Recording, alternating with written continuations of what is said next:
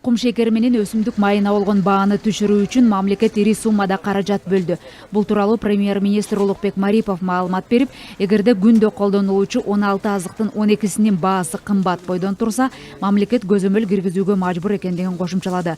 Импортталган азыктардын жеткиликтүү баада сатып алуу үчүн мамлекет атайын каражат бөлүп, Кайыңды кант заводу менен сүйлөшүүлөрдү жүргүзүп, экономика жана финансы министрлиги ташып келүүчүлөр ассоциациясы менен биргелешкен келишимге кол койду. Пожалуйста, можете... Келишим боюнча калк арасында күнүмдүк колдонулган азыктар эми 3 ай бою туруктуу баада сатылат. Ташып келүүчүлөр азыктарды сатууну каалаган баада транспорттук чыгымдарды эсептеп, ошол сумма менен кирешесиз рынокко чыгарууга макулдугун беришти.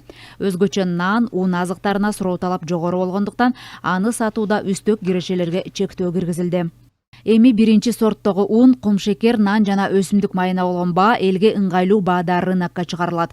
Кант кызылчасын өндүргөн завод 3 ай бою кумшекердин баасын 54 сомдон көтөрбөөгө убада берсе, биринчи сорттогу 400 граммдык нан 16 сомдон кымбаттабайт.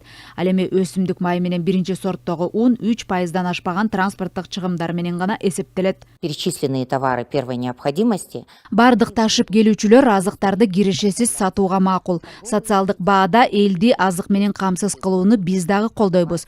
Кырдаалды көрүп турабыз, түшүнүү менен мамиле кылалы деп бардык ишкерлер макулдашууну колдоп жатабыз. Өкмөт учурда Россия Казакстандан келе турган азыктардын баасын туруктуу сатып алуу боюнча сүйлөшүүлөрдү жүргүзүп жатат. Макулдашуунун негизинде Фрунзе, Народный жана Глобус соода түйүндөрү негизги азыктарды сатууда соода кирешесин кошпоого убада беришти. Бул меморандум алкагында ошол биздин импортерлор жана биздин соода борборлору ошол социалдык жактан маанилүү болгон 4 позицияны тандап алышты. Минималдык чыгашалар бул ошол эле фасовка кылганга, ошол эле транспортировка кылганга кошушат. Ошондо бир 56 сом 50 тыйын тегеренде ошол баа өспөйт да, 3 айга ушундай келишимге кол коюп атышат. Өкмөт айыл суу чарба жана аймактарды өнүктүрүү министрлигине кошуна өлкөлөр менен азыктарды үзгүлтүксүз камсыз кылуу боюнча иш алып барууну тапшырды.